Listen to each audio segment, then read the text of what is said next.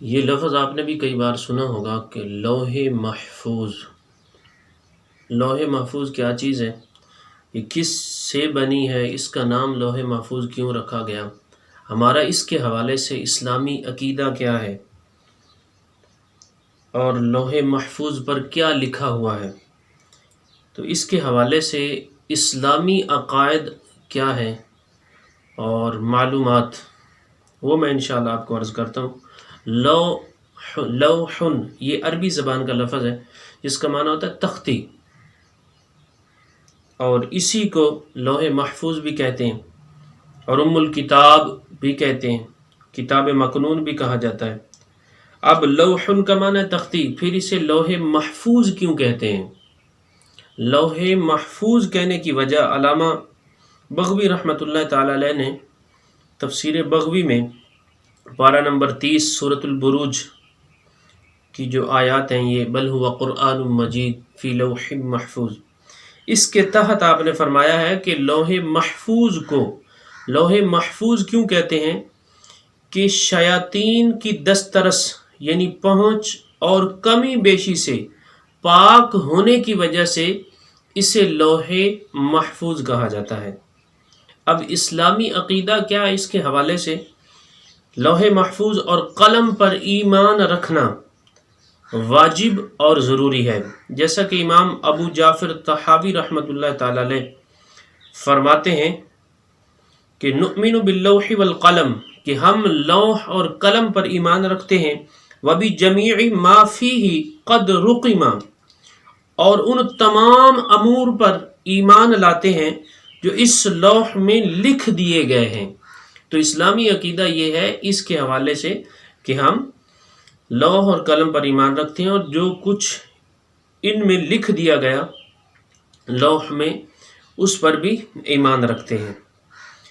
اب یہ کہ لوح کہاں پر واقع ہے، لوح محفوظ، اور یہ کتنی بڑی ہے، تو اس کے حوالے سے علماء نے بیان فرمایا ہے. تفسیر قرطبی میں آتا ہے کہ لوح محفوظ عرش کی دائیں جانب ہے، عرش کی دائیں جانب ہے یعنی سیدھی جانب ہے. تو یہ ہوا لوح محفوظ کہاں واقع ہے. حضرت سیدنا ابن عباس رضی اللہ تعالی عنہ نے فرمایا اللہ عز و جل نے لوح محفوظ کو پیدا فرمایا، اس کی لمبائی 100 سال کی مسافت یعنی فاصلہ تھی. اور تفسیر ابن کثیر میں آتا ہے کہ لوح محفوظ کی چوڑائی مشرق و مغرب کے فاصلے کے برابر ہے، یعنی اتنا بڑا ہے. اب لوح محفوظ کس چیز سے بنا ہے؟ اس کے حوالے سے حلیۃ الاولیاء میں ہے، جلد نمبر 4 صفحہ نمبر 338، کہ لوح و قلم ان اشیاء میں سے ہے جن کی حقیقی کیفیت اللہ عز و جل اور اس کے بتائے سے سرکار دو عالم صلی اللہ تعالی علیہ وآلہ وسلم ہی جانتے ہیں. البتہ حدیث میں کچھ کیفیات کا بیان ملتا ہے کہ سرکار صلی اللہ تعالی علیہ وآلہ وسلم نے ارشاد فرمایا لوح محفوظ سفید موتی سے بنی ہے، اس کے صفحات سرخ یاقوت کے ہیں، اس کا قلم نور کا ہے اور کتابت یعنی لکھائی بھی نور کی ہے. اب لوح محفوظ پر لکھا ہوا کیا ہے، اس کے حوالے سے ہمارا کیا عقیدہ ہونا چاہیے؟ قرآن پاک میں اللہ تبارک و تعالی نے ارشاد فرمایا بل هو قرآن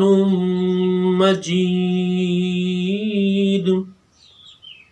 بلکہ وہ کمال شرف والا قرآن ہے، فی لوح محفوظ، لوح محفوظ میں. علامہ قرطبی رحمۃ اللہ تعالی علیہ تفسیر قرطبی میں اس آیت کریمہ کی تفسیر میں فرماتے ہیں کہ علماء کرام لکھتے ہیں لوح محفوظ میں مخلوق کے تمام اقسام اور ان کے متعلق تمام امور، مثلا موت، رزق، اعمال اور اس کے نتائج اور ان پر نافذ ہونے والے فیصلوں کا بیان لکھا ہے. تو لوح محفوظ میں جو کچھ لکھا ہے اسے قضاء و تقدیر بھی کہا جاتا ہے. تو یہ چیزیں جو ہیں یہ لوح محفوظ میں لکھ دیے گئے ہیں، موت، رزق، اعمال اور اس کے نتائج اور ان پر نافذ ہونے والے فیصلوں کا بیان۔ اب اسی کے حوالے سے جامع الاصول جلد نمبر 7 اور صفحہ نمبر 632 پر ہے، یعنی لوح محفوظ کے حوالے سے ایک بڑا واقعہ مشہور علماء بیان فرماتے ہیں کہ سرکار صلی اللہ تعالیٰ علیہ وآلہ وسلم نے ارشاد فرمایا، جبریل نے مجھے ایک ایسی دوا بتائی جو ہر ایک بیماری کے لیے شفا ہے، اور انہوں نے مجھے بتایا کہ یہ نسخہ میں نے لوح محفوظ سے حاصل کیا ہے۔ نسخہ یہ ہے کہ کسی صاف برتن میں بارش کا وہ پانی لیں جو چھت یا پرنالہ میں نہ بہا ہو، پھر اس پانی پر 70 مرتبہ سورہ فاتحہ الحمد شریف پڑھیں، 70 مرتبہ آیت الکرسی، اور 70 مرتبہ سورہ اخلاص، اور 70 مرتبہ سورہ فلق، اور 70 مرتبہ سورۃ الناس، اور 1 مرتبہ لا الہ الا اللہ وحدہ لا شریک لہ لہ الملک ولہ الحمد یحیی ویمیت وہو حی لا یموت بیدہ الخیر وہو علی کل شیء قدیر، یہ پڑھیں۔